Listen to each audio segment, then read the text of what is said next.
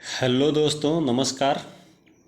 मैं आपका host Aditya Rathore GK NCA classes में आपका स्वागत करता हूं। आज करेंट अफेयर से 15 महत्वपूर्ण क्वेश्चन लाए हैं। आज का पहला प्रश्न है, जापान ने हाल ही में किस देश के साथ आरएए पर हस्ताक्षर किए हैं? ऑस्ट्रेलिया, दक्षिण अफ्रीका, भारत, अमेरिका। इसका ऑस्ट्रेलिया सही हो जाएगा। तो जापान ने हाल ही में एक सुरक्षित और स्थिर हिंद प्रशांत क्षेत्र सुनिश्चित करने के लिए ऑस्ट्रेलिया के साथ एक ऐतिहासिक रक्षा समझौते पर हस्ताक्षर किए हैं। क्षेत्र में चीन के सैन्य और आर्थिक प्रभाव के विस्तार के बीच इस समझौते पर हस्ताक्षर किए गए हैं। इसका आरएए का फुल फॉर्म होता है रेसिप्रोकल एक्सेस एग्रीमेंट। यह पारस्परिक पहुंच समझौता जापान का दूसरा ऐसा समझौता है। जापान का एकमात्र अन्य सैन्य समझौता अमेरिका के साथ है। आज का अगला प्रश्न है,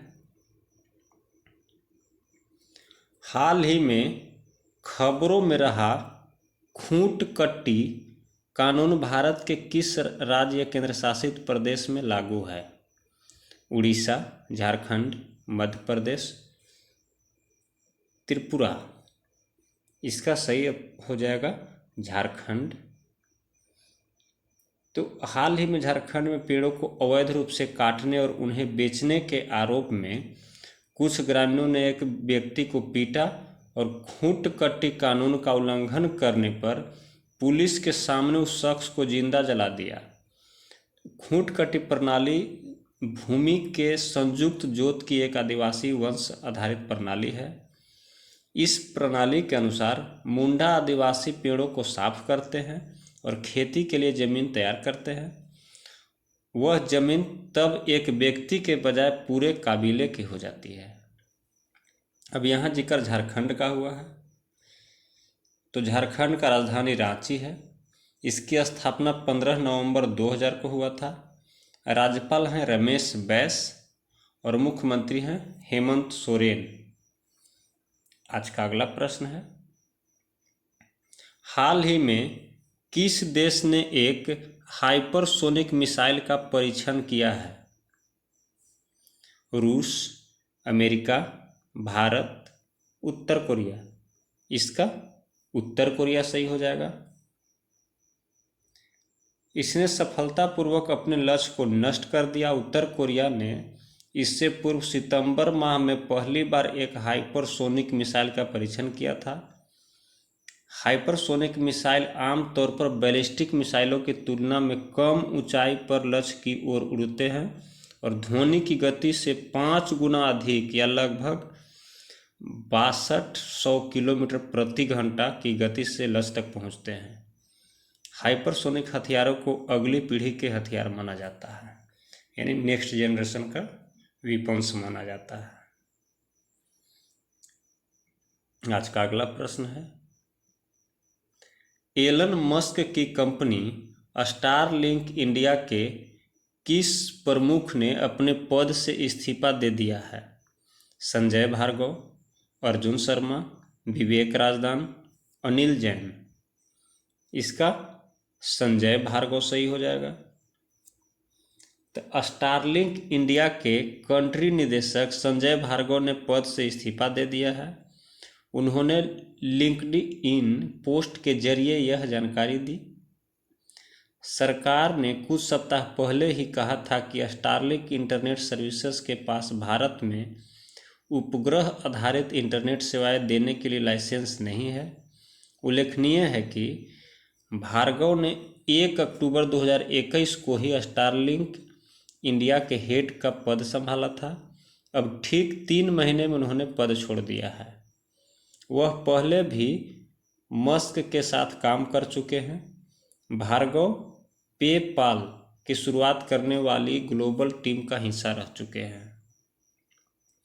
आज का अगला प्रश्न है, हाल ही में संयुक्त राष्ट्र सुरक्षा परिषद में कितने नए अस्थायी सदस्यों का चयन किया गया है? 5, 4, 3, 2। इसका ए ऑप्शन सही हो जाएगा, 5। तो इसमें 5 नए अस्थायी सदस्य जो है अल्बानिया, ब्राज़ील, गैबोन, घाना और संयुक्त अरब अमीरात का चयन किया गया है। अल्बानिया पहली बार सुरक्षा परिषद में शामिल हो रहा है, जबकि ब्राज़ील 11वीं बार सुरक्षा परिषद में अस्थायी सदस्य के तौर पर शामिल हो रहा है। गैबोन और घाना पहले 3 बार परिषद में रहे हैं तथा संयुक्त अरब अमीरात 1 बार परिषद में शामिल हो चुका है, यानी उसका दूसरा बार है। आज का अगला प्रश्न है, उत्तर प्रदेश सरकार ने मैनपुरी सैनिक स्कूल का नाम किसके नाम पर रखने की घोषणा की है? Admiral Karambir Singh, general Vipin Rawat, group captain Varun Singh, Narendra Modi. इसका जनरल विपिन रावत सही हो जाएगा। तो सीएम योगी ने एक बार फिर बड़ा फैसला लेते हुए मैनपुरी के सैनिक स्कूल का नाम बदलने का निर्णय लिया है। अब मैनपुरी का सैनिक स्कूल शहीद जनरल विपिन रावत के नाम पर होगा। मुख्यमंत्री ने कहा कि यह शहीद जनरल विपिन रावत को सच्ची श्रद्धांजलि होगी, इससे युवाओं को प्रेरणा मिलेगी। मैनपुरी स्थित सैनिक स्कूल की शुरुआत 1 अप्रैल 2019 को हुई थी। उत्तर प्रदेश सरकार और रक्षा मंत्रालय के बीच 30 अप्रैल 2015 को हुए एक समझौते के आधार पर इस स्कूल की स्थापना की गई थी। आज का अगला प्रश्न है, हाल ही में विक्टर सानेव का निधन हुआ है, वह कौन थे? अभिनेता, फिल्म निर्देशक, फुटबॉल कोच, एथलीट। वह एक एथलीट थे। ओलंपिक ट्रिपल जंप यानी 3 बार के स्वर्ण पदक विजेता थे और पूर्व विश्व रिकॉर्ड धारक विक्टर डेनिलोविच सानेव का ऑस्ट्रेलिया में निधन हो गया है। वह 1/3 लंबे खिलाड़ी थे जिन्होंने ओलंपिक खेलों में सोवियत सोशलिस्ट रिपब्लिक संघ यानी union of Soviet socialist Republic यानी USSR का प्रतिनिधित्व किया था। बाद में उन्होंने ऑस्ट्रेलिया में बतौर कोच काम किया। उन्होंने 1969 एथेंस और 1974 रोम में आयोजित यूरोपीय खेलों में स्वर्ण पदक हासिल किया था। आज का अगला प्रश्न है, हाल ही में किसे बैंक ऑफ बड़ौदा का ब्रांड एंडोर्सर्स नियुक्त किया गया है? स्मृति मंधाना, शेफाली वर्मा, हरमनप्रीत कौर, दीप्ति शर्मा। इसका शेफाली वर्मा सही हो जाएगा। तो राज्य स्वामित्व के बैंक ऑफ बड़ौदा ने क्रिकेटर शेफाली वर्मा को अपना ब्रांड एंडोर्सर्स बनाया है। बैंक अपनी विभिन्न बैंकिंग और गैर बैंकिंग पहलों को माध्यम से देश के युवाओं का लगातार समर्थन करता है और यह घोषणा शेफाली जैसी युवाओं को प्रेरित करने के लिए चुनकर अपने ग्राहक अनुभव में मूल्य जोड़ने के बैंक के लोकाचार को दर्शाती है। आज का अगला प्रश्न है, हाल ही में आयोजित सी ड्रैगन 2022 अभ्यास में कितने देशों ने भाग लिया है? 4, 5, 6, 7। इसका सही आंसर 6 हो जाएगा। तो भारत और कनाडा और दक्षिण कोरिया के साथ चतुर्भुज सुरक्षा वार्ता या क्वाड में उसके सहयोगी पश्चिमी प्रशांत में गुआम में बहुराष्ट्रीय अभ्यास सी ड्रैगन 2022 में भाग ले रहे हैं। अभ्यास में भाग लेने वाले 6 देश हैं संयुक्त राज्य America, Australia, Canada, Bharat, Japan, दक्षिण कोरिया। आज का अगला प्रश्न है, हाल ही में किस राज्य में स्टूडेंट स्टार्टअप और इनोवेशन पॉलिसी 2.0 लॉन्च की गई है? गुजरात, महाराष्ट्र, बिहार, उत्तर प्रदेश। इसका गुजरात सही हो जाएगा। गुजरात के मुख्यमंत्री भूपेंद्र पटेल को अगले 5 वर्षों के लिए छात्र स्टार्टअप और नवाचार नीति यानी 20 student startups and innovation policy, इसका शॉर्ट फॉर्म होता है SSIP, लॉन्च किया है। नीति में राज्य के सभी विश्वविद्यालयों में सक्रिय नवाचार और उस्मान केंद्रों की स्थापना के प्रावधान शामिल है।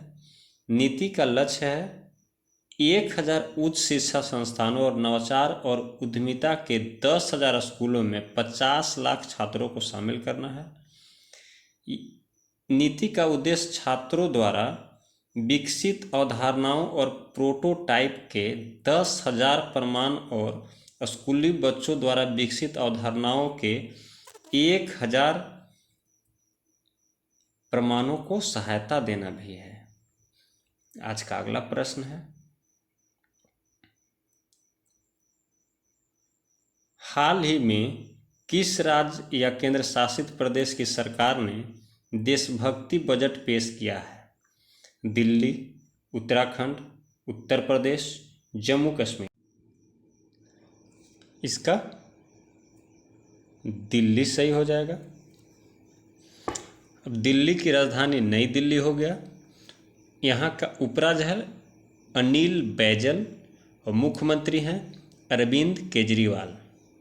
दोस्तों, जो मेरे चैनल पे पहली बार आए हैं कृपया सब्सक्राइब कर लें, और जो सब्सक्राइब कर लिए हैं वो लाइक, शेयर और कमेंट करके यह बताना ना भूलें कि आपने 15 में कितना प्रश्न सही किया है।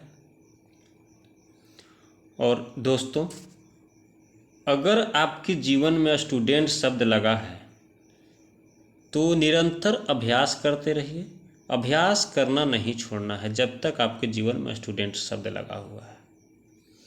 आज का अगला प्रश्न है, राष्ट्रीय पर्वतारोहण दिवस किस तिथि को मनाया गया? 1 अगस्त, 6 अगस्त को, 12 अगस्त को, 13 अगस्त को। इसका 1 अगस्त को सही हो जाएगा। अब 6 अगस्त को क्या मनाया जाता है? हिरोशिमा दिवस, जो हिरोशिमा पे बम गिराया गया था, परमाणु बम गिराया गया था। 12 अगस्त को विश्व हाथी दिवस भी मनाया जाता है और अंतर्राष्ट्रीय युवा दिवस भी मनाया जाता है। और 13 अगस्त को विश्व अंगदान दिवस। आज का अगला प्रश्न है, किस राज्य में जलाभिषेकम जल संरक्षण अभियान शुरू किया गया है? उत्तराखंड, मध्य प्रदेश, छत्तीसगढ़, उड़ीसा। इसका मध्य प्रदेश सही हो जाएगा। अब मध्य प्रदेश का राजधानी हो गया भोपाल। इसकी स्थापना हुई थी 1 नवंबर 1956 को। यहाँ के राज्यपाल हैं मंगू भाई छगन भाई पटेल और मुख्यमंत्री हैं शिवराज सिंह चौहान। आज का अगला प्रश्न है, हाल ही में जारी घोषणा के अनुसार किस राज्य में फूल प्रसंस्करण केंद्र की स्थापना की जाएगी? केरल, उत्तर प्रदेश, आंध्र प्रदेश, कर्नाटक। इसका कर्नाटक सही हो जाएगा। अब कर्नाटक का राजधानी हो गया बेंगलुरु। इसकी स्थापना 1 नवंबर 1956 को हुआ था। राज्यपाल हैं थावर चंद गहलोत और मुख्यमंत्री हैं बसवराज बोम्मई। आज का अगला प्रश्न और आखिरी प्रश्न है, किस शहर में भारत का पहला राष्ट्रीय डॉल्फिन अनुसंधान केंद्र बनेगा? रांची, देहरादून, पटना, ग्वालियर। इसका सही ऑप्शन पटना हो जाएगा। पटना बिहार का राजधानी है और बिहार का स्थापना 22 मार्च 1912 को हुआ था। राज्यपाल हैं फागू चौहान और मुख्यमंत्री हैं नीतीश कुमार। इसी के साथ आज का वीडियो यहीं पे समाप्त होता है। जय हिंद, जय भारत।